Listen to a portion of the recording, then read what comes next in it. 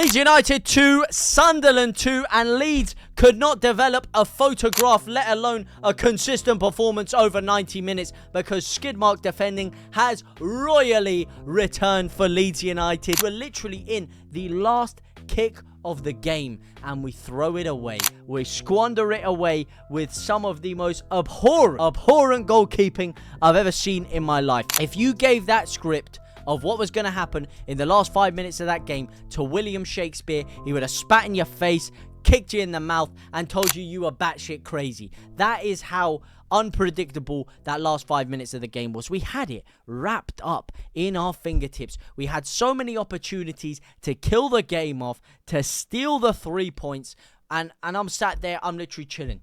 I got this small wannabe cigar, it's in my mouth, and hey, ain't no way we concede, alright? Ain't no way. Not that I advise smoking to anybody, but what I do advise is drinking your sorrows away with a good glass of H2O, sparkling or straight water, because you need something to get you through whatever the heck we've just seen. You talk about clutching defeat from the jaws of victory. That is exactly what we did. We had the game ready to rumble in the jungle.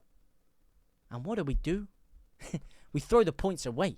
We're like Father Christmas on the 25th of December, pulling out a big fat red sack and just throwing points away to anybody that wants them. You want points? You want points? Here you go, baby. And now I'm going to sit here and I'm going to see people saying, whoa, I'm going to second JT. We're third in the league. We're chilling. We're going into the international break in a great position. Are we?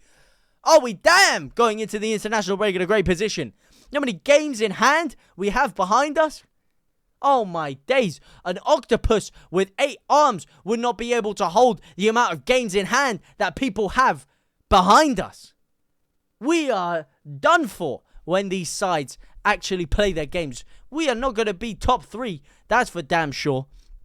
We're going to be lucky to be scraping ourselves in the top 6 going into this international break. And with the injuries that we have, with every problem we have, oh boy, that is not good.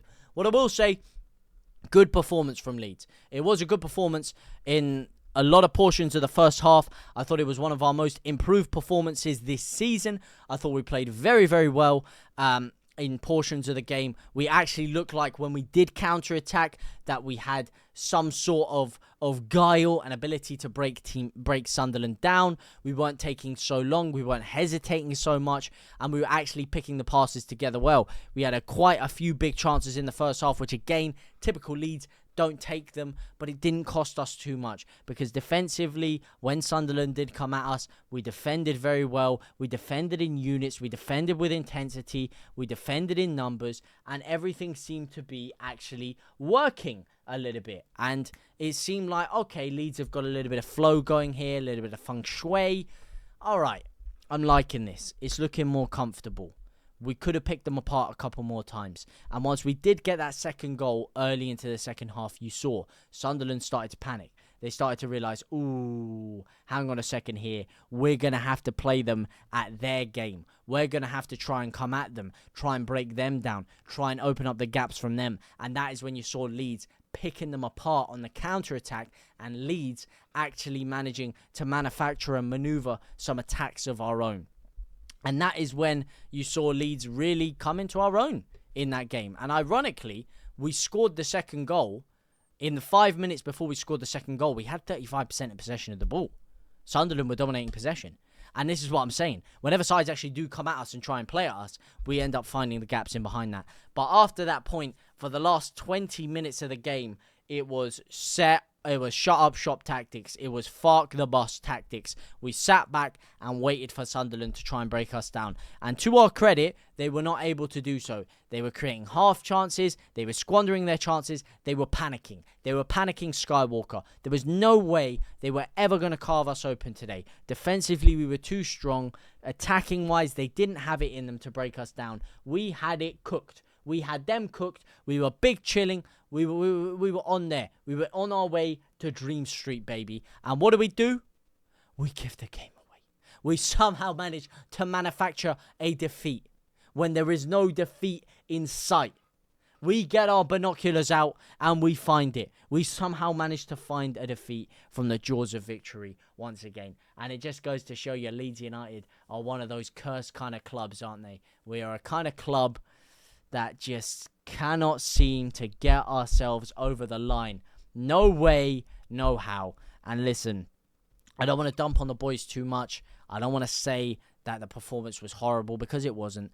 Bringing Perot on from the start worked with Aronson in behind him. He got his goal. It was a great finish. Was it offside? Yes. Can you say Leeds maybe bought our luck with the offside goal and that luck was, due to hit us back? Sometimes that happens.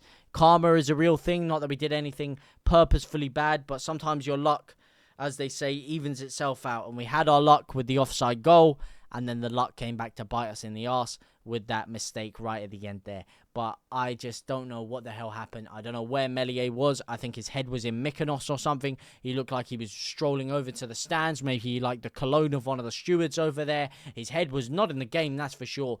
Because how he let that slip through his fingers, I will never know in a million years. It was one of the craziest turns of events I've ever seen. But we go into the international break in third place as things stand. Most likely going to drop further down, and it was a game we should have won, could have won, and it's going to leave us all very, very flat now. We have a couple of weeks to stew on this, and 2 draws going into the international break is not the best way to be. Is it season over for Leeds? No. Do I blame Farke too heavily? No, I don't blame him for sitting off a bit more. I'd have liked us to keep going at them and tried to kill the game off, showed a little bit more incentivization to get the 3rd goal, but unfortunately it didn't happen. Shout out to Senior Firpo. He was my man of the match. Beautiful finish from him. Great performance all round. I know he got the flick on for Mellier's own goal. I'm not going to blame him too much. I feel like he's going to get a lot of stick for that, but I'm not going to blame him.